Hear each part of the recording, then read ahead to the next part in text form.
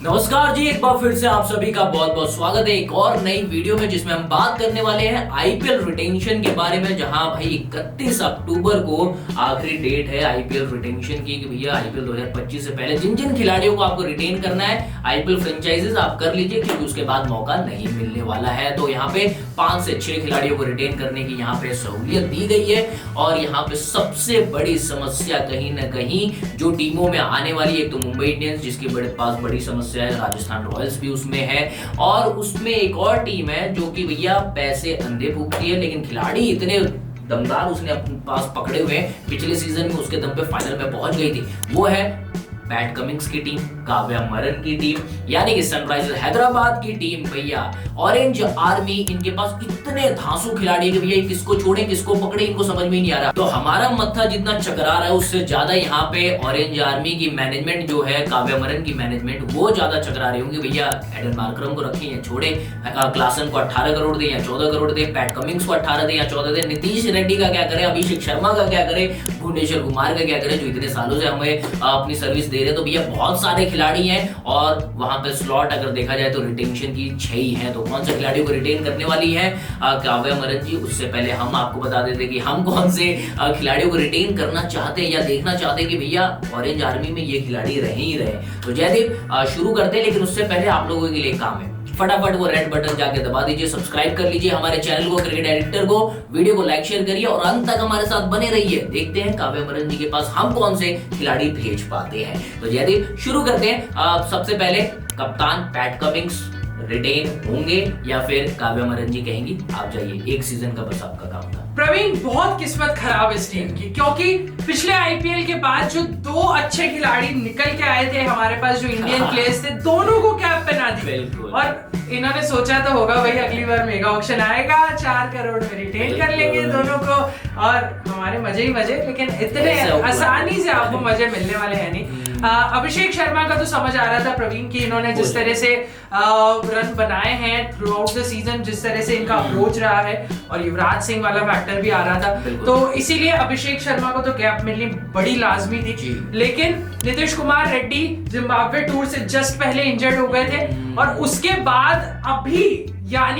अभी से कुल 10-15 दिन पहले उनको कैप मिली है अगेंस्ट जो बांग्लादेश हमने T20s देखे, वहां पर उनको कैप मिली। और अगर कैप नहीं मिलती तो 4 करोड़ में रिटेन हो जाते। और अब तो सनराइजर्स हैदराबाद को मुझे नहीं लगता कि 11 करोड़ रुपए देने में भी तकलीफ होगी, क्योंकि उन्होंने इनिंग इतनी तगड़ी खेली इंडिया के लिए, उसके बाद बॉलिंग भी अच्छी कराई। तो अब नीतीश कुमार रेड्डी पर दांव खेलने में उनको कोई तकलीफ होनी नहीं चाहिए। अभिषेक शर्मा मैंने पहले ही उनका नाम ले लिया, बीजीटी भी जा रहे हैं नीतीश कुमार, बीजीटी भी जा रहे हैं अब तो अब ना केवल T20 कैप टेस्ट में बल्कि अब तो सफेद कैप यानी बैगी ब्लू भी आपको मिलने वाली है। तो नीतीश कुमार रेड्डी को all the best for BGT. But Sunrisers Hyderabad के रिटेंशंस की बात करें तो पहला retention Praveen, without any doubt, without any thoughts, बिल्कुल सोचना ही नहीं है, पैट कमिंस को आपको वहां पर उस सीट पर बिठाना है, उनको बोलना है तू हमारी कप्तानी करेगा। तू नहीं तो कौन बे? इसीलिए तू हमारी कप्तानी करेगा और तू हमारा पहला रिटेंशन होगा। पैट कमिंस को आपको पहला रिटेंशन करना है, 18 करोड़ रुपए का उनको पेमेंट करना है। इन कैश करें, चेक से दें, यूपीआई ट्रांसफर करें, हाँ वो आपकी प्रॉब्लम है, लेकिन आपको 18 करोड़ रुपए तो देने ही पड़ेंगे।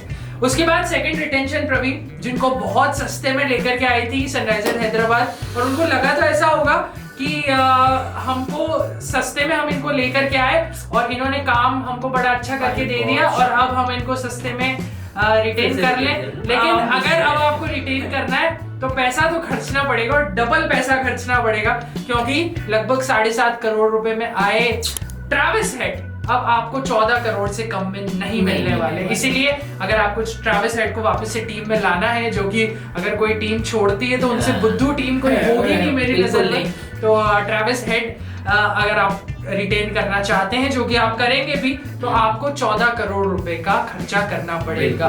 तो 2 रिटेंशन हो गए, एक पैट कमिंस, दूसरा ट्रैविस हेड।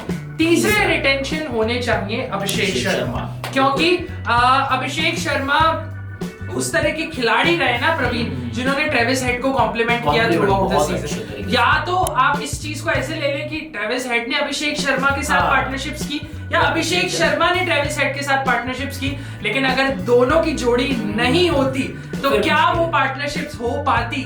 इसका जवाब हमको तभी मिलेगा जब ये दोनों अकेले कल्ले खेलेंगे। तो अगर ये दोनों साथ में है प्रवीण, इनकी साथ में खेलने की लिबर्टी आपके पास मौजूद है तो दोनों को साथ में खिलाइए, क्योंकि सबसे destructive opening pair currently IPL का ये नजर आ रहा है, ट्रेविस हेड और अभिषेक शर्मा। अभिषेक को रिटेन कीजिए 11 करोड़ रुपए में और उनको अपनी टीम में खिलाइए, ओपन कराइए। चौथा रिटेंशन एक बार फिर से पैट कमिंस जितना ही पैसा कमाने वाला है और वो इस पैसे को डिजर्व करते हैं, क्योंकि ये खिलाड़ी दम रखता है प्रवीण गॉड्स प्लान को चैलेंज करने का, है ना। ये खिलाड़ी दम रखता है कि एक समय बड़ा स्कोर लग रहा जो टोटल था इंडिया का T20 वर्ल्ड कप फाइनल में, वो आखिरी 5 ओवर में 30 बॉल पर 30 रन की रिक्वायरमेंट पर आ जाता है। ये वो खिलाड़ी है जिसने हम सबको ऑलमोस्ट रुला दिया था T20 वर्ल्ड कप के फाइनल में, हेनरिक क्लासन। हमारी किस्मत अच्छी भाई, मैं तो बहुत प्रे करता हूँ कि हेनरिक क्लासन उस दिन आउट हो गए, नहीं तो हो सकता है कि हम इतने प्रसन्न ना नजर आ रहे हो। मरीन ड्राइव पे भीड़ नहीं लगी होती। आपने तो बड़ा आराम से बोल दिया मरीन ड्राइव पे भीड़ नहीं लगी होती, पता है आपको दिल टूटे होते हैं लोगों के वहां पर। तो हेनरिक क्लासन वहां पर आपको चौथे प्लेयर 18 करोड़ रुपए में रिटेन होते हुए नजर आएंगे और बनता है इनका 18 करोड़ रुपए में रिटेन। उससे ज्यादा भी बन जाए अगर ये ऑक्शन में आ जाए तो। बिल्कुल, हेनरिक क्लासन जैसा प्लेयर तो ऑक्शन में आ जाए तो छप्पर फाड़ पैसा इन पर बरसेगा। और प्रवीण, मैं अपनी नाक थोड़ी सी बीच में अगर घुसाने की कोशिश करूं तो हमारे पास भी हेनरिक क्लासन थे एक जमाने में। हम पहली टीम थे जिन्होंने हेनरिक क्लासन को आईपीएल में इंट्रोड्यूस कराया था। स्टीव स्मिथ नहीं थे हमारे पास, तो हमने कहा हेनरिक क्लासन को लेकर के आते हैं। और कैसा लगता है देख के? क्या बोलूं मैं, इस तरह की हालत होती है मेरी। लेकिन हेनरिक क्लासन करंटली नहीं है आरआर के पास, लेकिन जिस भी टीम के पास है मैं उम्मीद करूंगा कि वो बेस्ट पॉसिबल यूज करें उनका, क्योंकि वो बेस्ट पॉसिबल प्लेयर है और बेस्ट पॉसिबल रिजल्ट्स प्रोड्यूस करके देते हैं। पांचवें रिटेंशन के लिए एक बार फिर से बहुत सारे ऑप्शंस, जैसे कि आपने भी बोला, बहुत सारे ऑप्शंस हैं इस टीम के पास अवेलेबल। किस किस को रिटेन करूं वाला सिस्टम इनके ऊपर भी अप्लाई होता है, लेकिन ये किस किस को रिटेन कर लेंगे। इसलिए पांचवा रिटेंशन नीतीश कुमार रेड्डी होने चाहिए, जिनको अभिषेक शर्मा के बराबर आप पैसा देंगे और अभिषेक शर्मा और नीतीश कुमार रेड्डी को आप सेम पेज पर रिटेन करेंगे। तो इस तरह से आपके 5 प्लेयर्स रिटेन होंगे और जो एक आरटीएम का कार्ड बचता है उसके लिए आपके पास काफी खिलाड़ी, मार्को येंसन एक ऑप्शन है, एडन मार्करम एक ऑप्शन है, इंडियन प्लेयर्स में भुवनेश्वर कुमार एक ऑप्शन है, वॉशिंगटन सुंदर बहुत इंटरेस्टिंग ऑप्शन है और बहुत इंपॉर्टेंट ऑप्शन है, लेकिन मुझे नहीं लगता उनको रिटेन कर पाएगी हैदराबाद, क्योंकि पिलर्स ये जिनको वो रिटेन कर रही है वो पिलर्स है, इसलिए उनको छोड़ना नहीं चाहिए। बाकी बहुत सारे प्लेयर्स है, फजल फारूकी हो गए, भुवनेश्वर कुमार हो गए, मार्को येंसन हो गए, शाहबाज अहमद हो गए, बहुत सारे ऑप्शंस हैं हैदराबाद के पास। मयंक अग्रवाल, वही मैं कह रहा हूँ यार, ये आईपीएल की फाइनलिस्ट टीम है, हर एक खिलाड़ी रिटेन करना चाहिए इनके लिए,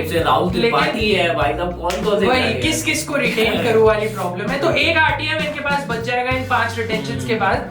देखते हैं अनकैप करना चाहे तो अब्दुल समद भी अवेलेबल है, और जिनको पिछली बार भी अनकैप प्लेयर की रूप में रिटेन करा था, उमरान मलिक भी है बाय द वे, लेकिन उमरान मलिक अनकैप्ड नहीं रहे अनफॉर्चुनेटली। मेरी रिटेंशन लिस्ट में उमरान मलिक होते अगर वो अनकैप होते, लेकिन वो अनकैप नहीं होते तो वो भी रिटेन भी नहीं हो पाते, इसीलिए उमरान मलिक अनफॉर्चुनेटली अब या तो आप ऑप्शन से आएंगे या फिर आप जो है किसी और टीम में जाएंगे, लेकिन आप हैदराबाद के लिए फर्स्ट चॉइस रिटेंशन नहीं हो पाएंगे।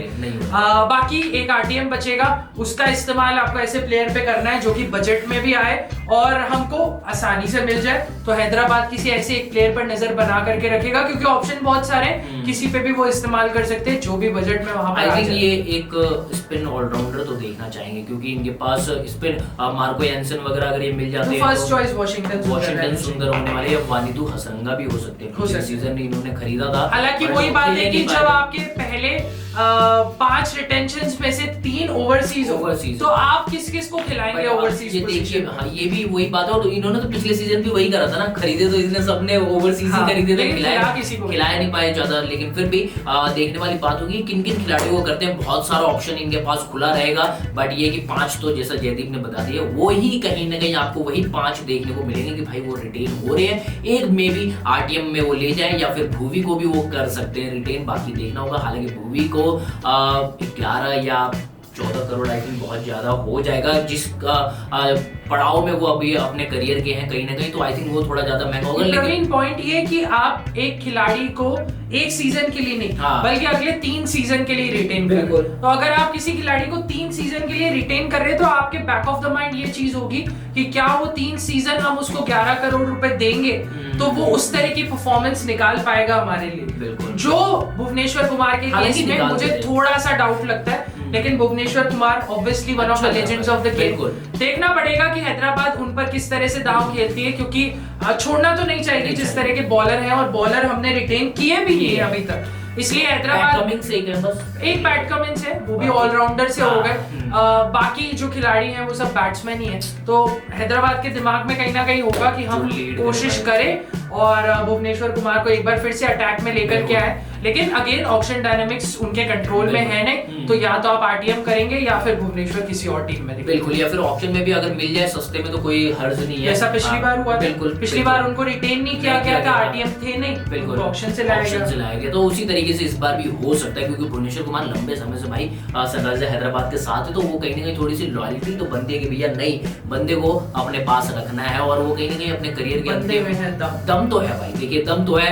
अभी भी उन्होंने हार नहीं मानी। टीम इंडिया से वो बाहर जरूर हो गए, टीम इंडिया के लिए अगर देखा जाए सबसे ज्यादा विकेट लेने की लिस्ट में वो दूसरे नंबर पे चहल के बाद, और देखिए दोनों ही टॉप 2 हमारे वो अभी इंडिया के लिए खेल नहीं रहे, लेकिन जद्दोजहद पूरी कि भाई मेहनत करते रहना, तो वही करते नजर आ रहे। बट देखना होगा काव्या मरन क्या ऑक्शन टेबल पे करती है। ऑक्शन टेबल से पहले हालांकि ये 5 जो रिटेंशन हमने बताई है क्या वो सेम होने वाली है, वो तो 31 अक्टूबर को हमें पता चल जाएगा। लेकिन उससे पहले आपकी भी तो सोच जाननी है हमें कि आप लोग क्या सोच रहे हैं कि पैट कमिंस की टीम, काव्या मरन की टीम किन खिलाड़ियों को ये रिटेन करना चाहेंगे, कौन कौन से खिलाड़ियों को रखना चाहेंगे, वो हमें कॉमेंट बॉक्स में बताइए आप भी फटाफट, क्योंकि आपका भी हक बनता है भैया, क्रिकेट फैन आप भी हैं, तो आपको भी ये जानना जरूरी और बताना भी जरूरी है कि आप क्या सोच रहे हैं ना। तो हम भी थोड़ा जानेंगे, हमने अपना बता दिया, आप अपना बताइए, और उसके बाद आपसे अगली वीडियो में मुलाकात करेंगे। सारी वीडियोस आपके लिए हमने ला दी है, तो फटाफट जाके वो सारी वीडियोस देखिए, रिटेंशन से रिलेटेड सारी वीडियोस आपके हमारे मतलब आपके और हमारे क्रिकेट डायरेक्टर के चैनल पे आ चुकी है,